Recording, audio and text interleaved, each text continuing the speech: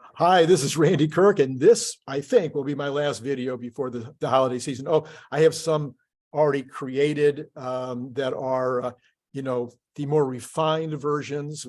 And I am changing those, by the way. Some of you didn't like the backgrounds. Some of you didn't like the music. I'm going with some light jazz. I hope you'll like that better. Very quick, very quick commercial. If you got any friends that need to know more about what's going on with Elon Musk, and with the companies, this is the book. Please buy it. Okay, moving right along. Elon Musk was on this Twitter Spaces the other day. It was phenomenal. There's available YouTubes out there where you can listen to the entire thing if you'd like to hear every single thing he said. But my mission for the last 3 months has been to talk about the energy situation, of the energy storage situation, and he talked a lot about it. I think that at least the Twitter world, the people that follow him closely, are starting to understand that this energy storage thing is massive. I said 2 months ago that the energy storage just from Lathrop was going to be equal to an Austin or to a Berlin first phase. Turns out, I just did a video. You can check it out.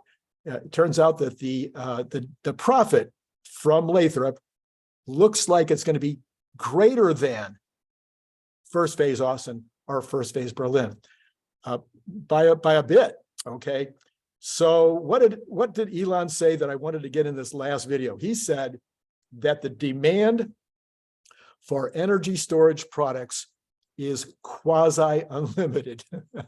So that's not quite true, but it might be pretty close to true, at least for the next decade. He defined what energy storage is, and he defined it in an interesting way, which kind of surprised me. So he says that there are 3 aspects to energy storage. There are the power walls, so the individuals and small businesses that just need power walls. Then you got the mega packs, which we've been spending a lot of time this last week talking about out of Lathrop. And then he said the vehicles.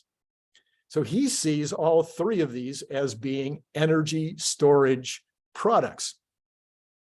I looked at vehicles kind of the opposite, like vehicles that require batteries to run, part of the powertrain, but he also sees it as an energy storage product. So we have those 3 places that energy is stored. He looks at the combination of those 3 as being virtually unlimited. The TAM, the total addressable market, is so huge that it will take decades probably to fulfill it. He says that we need about 300 terawatts of energy in place operating in order to have sustainable energy, to kind of take care of all of the things that oil and gas and et cetera are currently providing. If you want to go fully electric, it's going to take about 300 terawatts of in-place energy. And he feels that if we could get to 10 terawatts of production from all sources by 2030, that we would be on course to really transfer the world from gas and oil and whatnot as energy source into fully electric from solar, wind, and backed up by batteries. So that's the overall goal. He's had that goal for quite a long time. And he has said in the past, and he kind of reiterated, and I was a little surprised, that Tesla would be providing 3 terawatts of that total. Based on earlier comments this year, where he said they're going to put the pedal to the metal to create 1 terawatt of production capacity in the United States alone from Tesla. We know that they're going to create additional capacity in Berlin, and I believe in Shanghai and maybe elsewhere. So there'll be additional battery lines that are going to be produced, by Tesla. I was kind of surprised to hear him say that he was still only counting on Tesla for 3 terawatts. I've increased my number to 4. What do I know? I'm not Elon, so he knows what he's doing. But anyway, so if we're going to be at 3 terawatts of energy production, combined production and purchases by Tesla in 2030, That's where everybody has been coming, not everybody, but a few of us have been talking that at $500 per kilowatt, that would work out to about 1.5 trillion in sales, in revenues. And if there's a 30% margin on that, you'd be looking at $500 billion in profits, which would certainly make it by far the largest company in the history of the world. Okay, so that's kind of where we're headed. Master Plan 3, he said, I'm going to quote, is all about scale and raw tonnage. How many gigawatt hours per year of battery pack can you make? That is the rate limiter for transitioning. So everybody needs to be making a lot of batteries. That's why he doesn't worry about the competition. He wants the competitors to make a lot of batteries also. And he knows that he can't make all of the, I call them hosts. He can't make enough vehicles between now and 2030 to own the entire vehicle market. He can't make enough semi-trucks to own the entire semi-truck market, or the large trucks, as they call them in China, are the other similar kinds of trucks that are made throughout in the rest of the world. They're different in India. They're different in Indonesia. They're different in Europe. They're different everywhere. They're not all semi-trucks like we have here in the United States. So he can't make all of those.